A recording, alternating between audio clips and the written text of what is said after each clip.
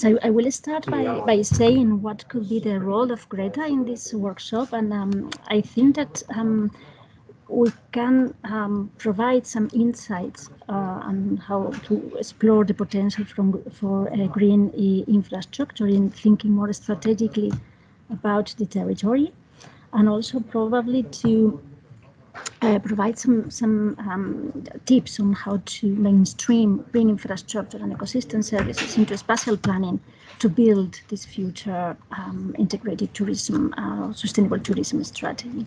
So this could be the two main issues from Greta, messages from Greta to this workshop. I would like to start by the concept of green infrastructure as it is being used in our project. And is that we used the definition that was proposed by the European Commission in 2013, which is that the green infrastructure is a strategically planned network of natural and semi-natural areas with other environmental features that are designed and managed to deliver a wide range of ecosystem services and incorporated green and blue spaces.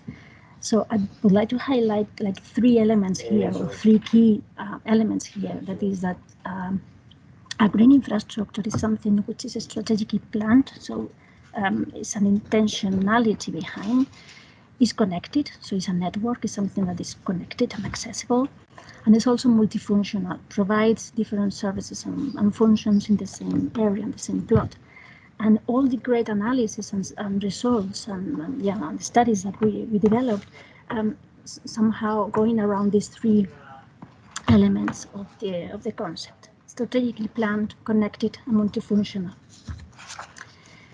In the Greta project, through a literature review, an extensive literature review, we analyzed the benefits of the green infrastructure in Europe from an ecological, social, cultural, and economic point of view. And this is where the result is in this kind of matrix in which we also analyze not only the benefit provided, but also the intensity of this benefit in the different scales, at urban, peri-urban, or rural level, so landscape, regional level, peri-urban, and local level. If we think about tourism, which is the core of today's discussion, we can say that more than other economic activity, is tourism, is the sector of tourism, the one that developed more synergies with the environmental society. And this has already been explained in Bernard's previous presentation, also in Maria's and Micaela's intervention. And is that all the benefits on environmental and social dimensions at the end of the day are contributing to tourism, in particular to sustainable tourism. And this is where we are going to play the focus today. We also explored in the Greta project the side effects, let's say the trade-offs that are linked to green infrastructure and that we need to be aware of when planning the deployment of green infrastructure. These side effects are mainly much linked to the risk of invasion of alien species, for instance, eco-gentrification, which is something that is quite important when we talk about tourism as well, the risk of gentrification in an area. We can have side effects related to human health effects, related mainly to high fever and things like that. And also we find out that one of the side effects of the let's say the difficulties or constraints for implementation of green infrastructure could be the higher costs that are attached to the deployment and maintenance of the green infrastructure. But let's focus on the benefits today.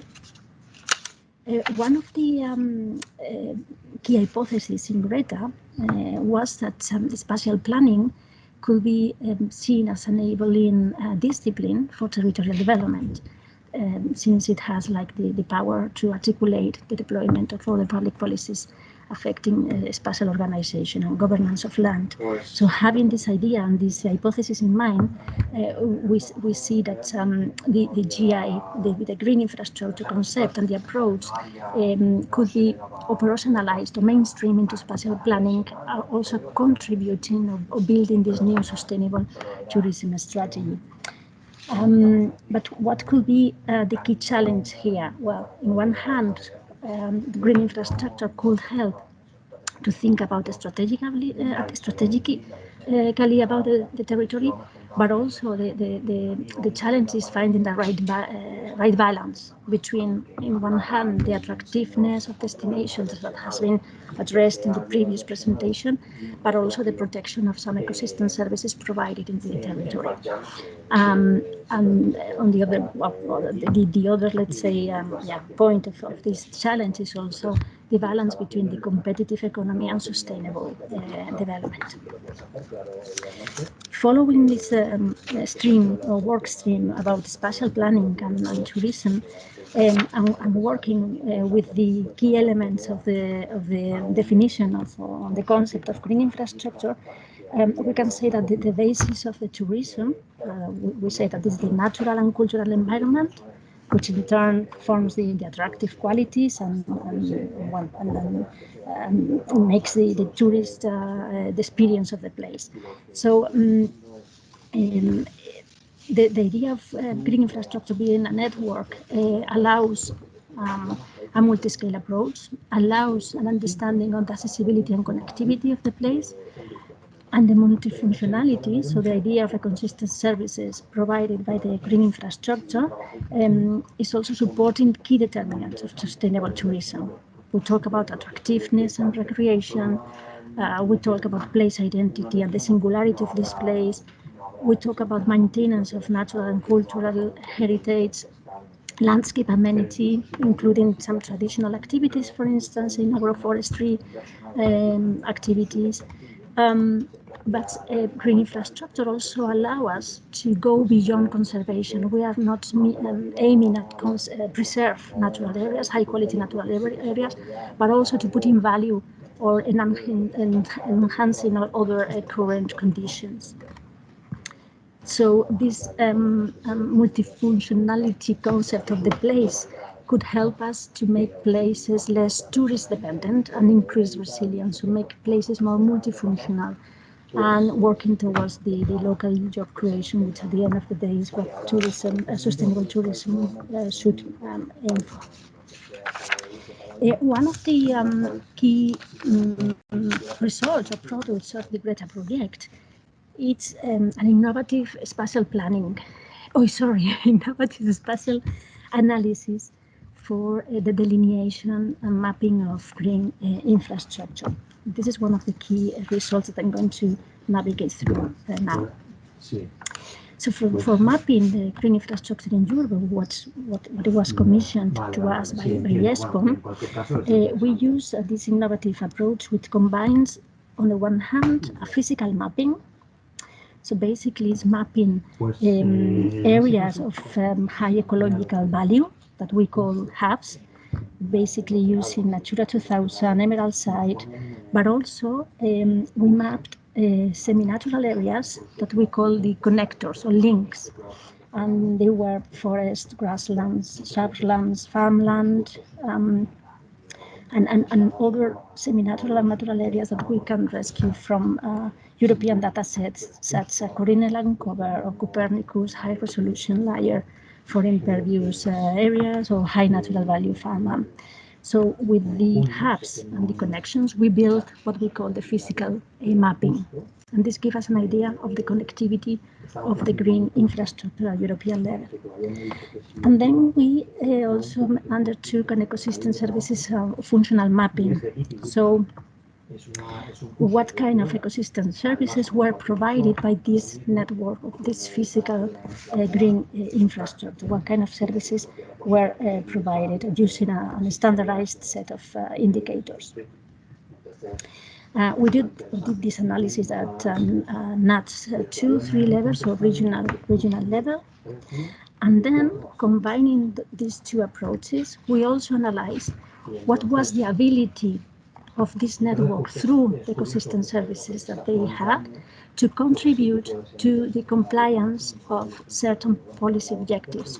We analyzed in Greta biodiversity policy, climate change and disaster risk reduction, and water management.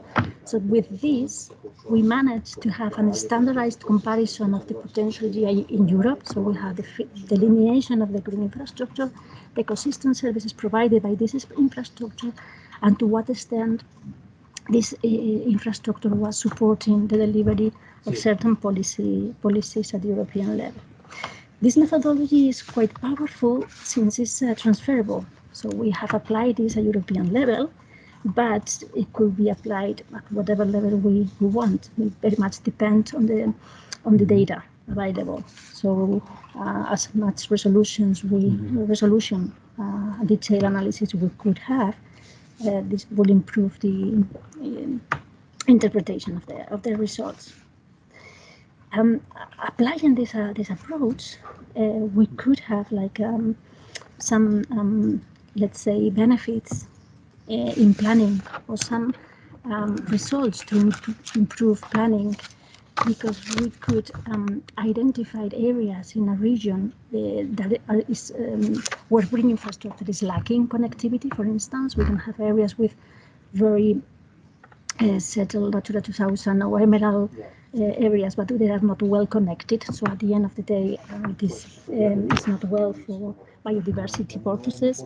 We can identify areas with very low multifunctionality, for instance, that are let's say serving only one ecosystem service, very much focused on a single service, and multifunctionality is not well the best scenario for a lively territorial development. So we can identify those areas, and we can identify also areas where could be a potential for enhancing certain services to contribute to a particular GI policy. For instance, we can identify areas where restoration of wetlands could be a good investment to contribute to water flood risk reduction. This could be one of the examples. So going to the case studies, in Greta we analyzed 13 case studies. One of these, distributed across the whole Europe and in different levels. So from urban cases to even macro-regional cases. One of the hardest cases that I'm going to try probably unsuccessfully to pronounce is down Lagonair Raddown in Ireland. It's an area nearby Dublin, which it has already a green infrastructure strategy and plan in place. In this particular case study, as well as the other Greta cases, we apply two work streams. One was the application of the methodology I already explained for the delineation of the green infrastructure in the area, so it's a spatial analysis. But also, we also undertook a set of consultations with key stakeholders to validate or contrast the results that we get through the spatial analysis. This is the location Gemma, of the. Yes. Gemma, sorry, I don't want to interrupt you, but you have 1 minute. Okay, I will try to do my best. So. Well, this is the area close to Dublin. So based on the consultations with the stakeholders and the maps that we delivered, that one in the right hand side you have the multifunctionality mapping. That's give us an idea of what the ecosystem services are provided in the area, which are mainly linked to flood storage, biodiversity, recreation, and landscape aesthetics. So very much supporting tourism activities.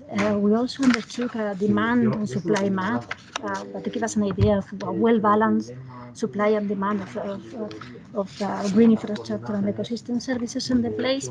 But what we found in the place is that although a comprehensive strategy was produced in a very, let's say, with a good governance supporting the strategy, and data is available. There is a lack in the implementation of the green infrastructure in the place. We find out that political support is needed, or high-level political support is needed for implementing the strategy. We also find out that probably is a lack of economic valuation of the benefits of the green infrastructure, and how it could be more mainstream in planning decisions. So economic valuation could be a powerful tool to socialize the benefits of the infrastructure. We also find out that some kind of alignment with national scale policies could also be a driver to demand this green infrastructure at the local scale. So some recommendations at higher level, at national level, could be also very beneficial.